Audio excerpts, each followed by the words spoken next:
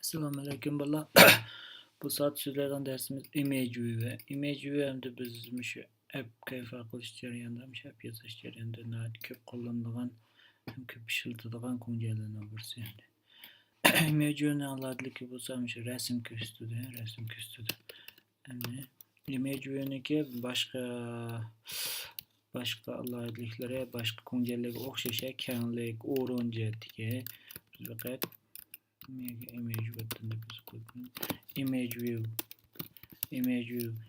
view'ni aniqlashimda bunga cho'qin kenglik beramiz, lekin bunga egizlik beramiz. Aniki image view'ni image'sini biz qanday beramiz degan chog'da image'sini biz src orqali beramiz.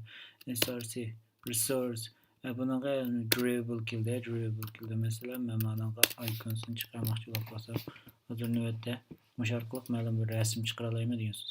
Unda bo'lsa, menikini masalan men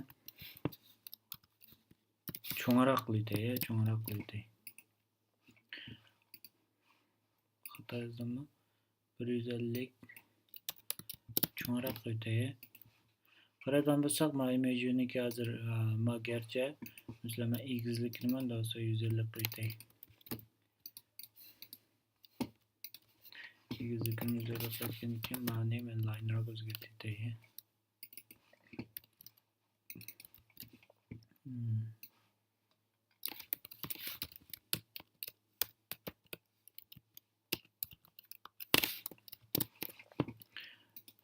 Bundan qaraydigan bo'lsak, hozir rasmni cho'ng'ishiga solsam, ichidagi rasm cho'ng'iydi. Unda bo'lsa biz gunuslashib ketgandek bo'ldi. src orqali beramiz. Unda bo'lsa yana bo'lsa qaysi desanglar men qaraydigan bo'lsak, scale type deb bir shuchimiz bor. Mushki muhim shuchimiz bor. Scale type'niki qaraydigan bo'lsak, bir qancha xil shakli bor. Masalan, center deb qo'ysak, masalan, o'ttirg'i to'g'rinib turibdi degan so'z rasmi o'ziniki o'ttirg'i to'g'rinib qo'yiladi. Unda bo'lsa bizniki masalan fit xy desek, unda bo'lsa bu to'liq chiqib degan so'z, xy to'shib chiqib degan so'z. Unda aslidagi masalan cho'ngroq rasm bo'lib qolsa, masalan fit start center crop desek, masalan center crop deb qo'yay. Ma rasm hozir cho'ng'ishga bo'linadi. Unda bo'lsa men ya'ni 10 deb qo'yay. 10 deb qilib kichikroq qo'ydi, 10 deb. Unda bo'lsa bunaqa 40 deb 40 deb qaraydigan bo'lsak, ma rasm yana ma'noga mos keldi. Endi bo'lsa men center crop degan fit start qilay, buniki yana kichik cho'ngroq rasmdan birini topsak o'g'lik.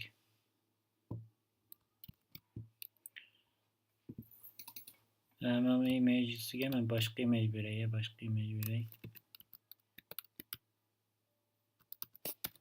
Hemen test bir image kirdim. Buni qaraydigan bo'lsak, endi men yo'g'onroq qarayay. Masalan, yani web content qilay. Hozir bilan rasmniki nimani ko'rib qo'yamiz. Rasm mana buni qaraydigan bo'lsak, cho'ng rasm bu.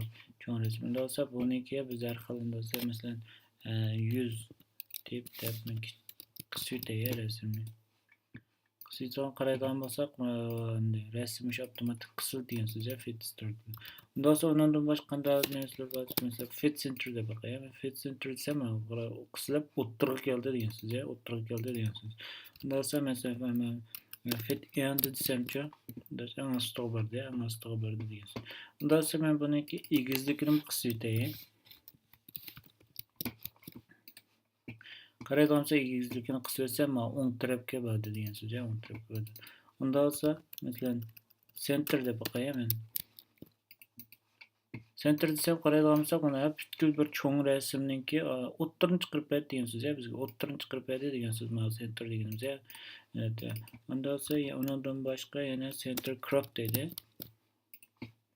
Qaraydigan bo'lsak, mana shunday mos kelganni o'ttirni kesib chiqib ketganlarni, kesib degan so'z. Buni center inside deydi.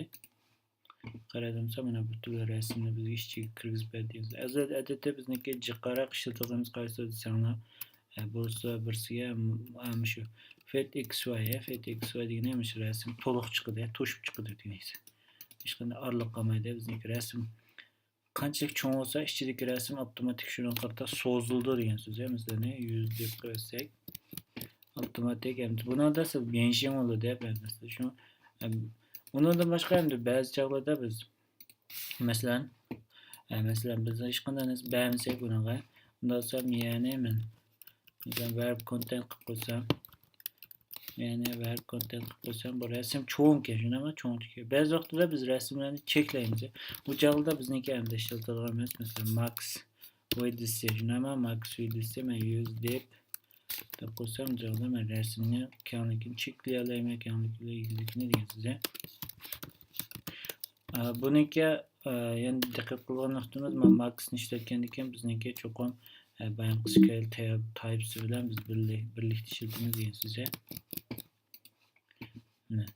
Hozir masalan men mana bu joyda scale types'ni berib bersam,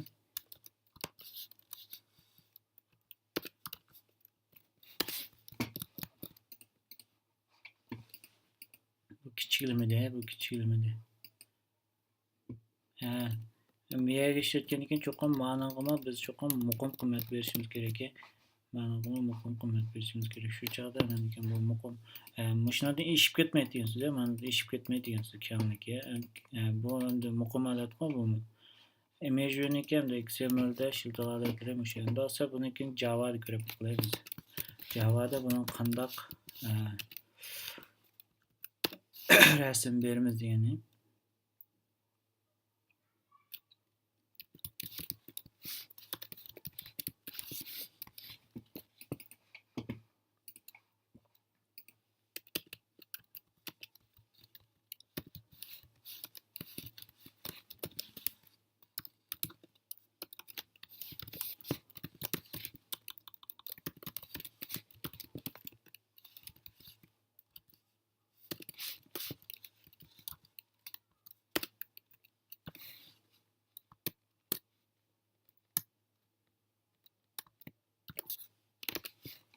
Buniki hamda Javada rasm berishi bir qancha xil shakl bor. Masalan, set image orqali bunaqa rasm bera olamiz biz. Set image orqali mana qaraydigan bo'lsak, mana drawable deydi, set image resource deydi. Biz buni bu Zen'niki deydi, URI deydi, ma'lum bir ma'lum bir connectorlarda yo'q ama URI degani.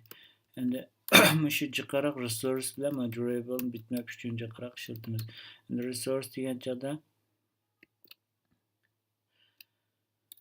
bu yerga bizniki navbatdagi Zen keldi degan so'z. Drawable ichidagi masalan test shunami? Navbatdagi Zen keldi degan so'z. Ham demak tushunishli bo'lish uchun men buni evitishim kerak ekan yerdan. Mana evitsam. Shu orqali biz image bera olamiz degan so'z.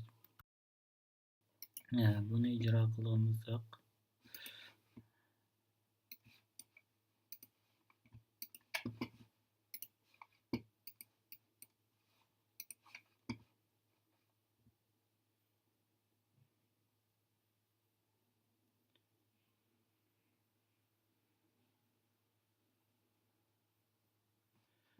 mana navbatdagi rasmimiz mana shunaqa o'xshab chiqadi degan so'z. Java bilan bog'liq bunga XML-ni biz chiqarib etdik, XML-ni chiqarib etdik. Endi saqlashlar so'rash mumkin. To'g'rilardagi rasmni qanday banglayan qilamiz deganda, to'g'rilardagi rasmni endi biz keyingi darslikda so'zlaymiz. Uningda bizniki ishlatadigan design chargerlarimiz bor. Masalan, universal image loader degan shunga o'xshash xil yaxshi bo'lgan chargerlarimiz bor. Shu orqali biz image view'ga yoki bo'lmasa ma'lum bir rasmlarni to'g'ridan tushirib ko'rsatadigan degandagi narsalarni hal qilamiz shu orqali. Image view'dan so'zlaydigan mazmunlar shunchalik. Hamda yana birsi image view'niki, yana birsi bo'lsa hamda bayada biz ko'rdik image button. Bumi o'xshash, bumi o'xshash. Endi bu nima degan so'z degan chog'da buniki qanday alohidaligi bor degan chog'da bu endi buttonni cheklalaydi degan so'z. Endi lekin agar hamsi qarab kelgan bo'lsak, Olay, mesela image button'ni biz aniqlab nereden kelganligini tekshirib bakalım bo'lsak, masalan image button qaraydigan bo'lsak, bu yana image view'ni uchun qilib kelgan, ya'ni cheklanadigan image view, ya'ni cheklanadigan image view demakchi. Endi image view'niki, image button'niki endi bunga o'xshashlar src orqali biza src orqali bunga nim beradiz, bunga rasm beradiz degan so'z, bunga rasm beradiz degan so'z. Mesela qaraydigan bo'lsak, buni qepib chiqib turdi, buni qepib chiqib turdi degan so'z. Buni hamda ijro qilib kirib qilgan bo'lsak,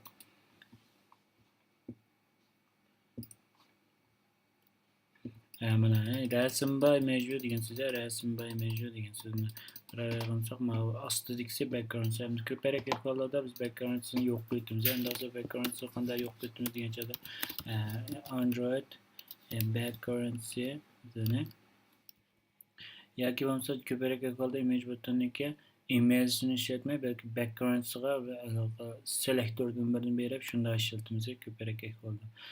Miyaga drawables'ga yoki bo'lmasa miyaga o'zimiz toning, ya'ni 8.0 6.0 berish orqali buniki background'ni yo'q qilamiz. Toning mana 8.0 jinho qo'yib 8.0 ni belgilasak toning oladi, ya'ni mana background yo'q bo'lib ketdi degan so'z. Endi bu image button'niki endi shuncha aniqlash usulli buttonga o'xshashi,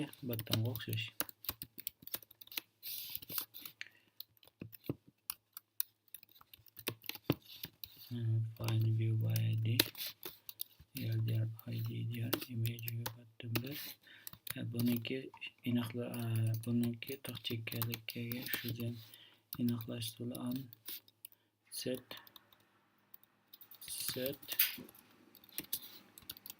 on click listeners deb o'xshashlarmish. Buttonga o'xshab ketadi bu yerda. Endi hamma view'larniki on click listeners o'xshash, Bilgan sizlardan darsimiz shu asosli.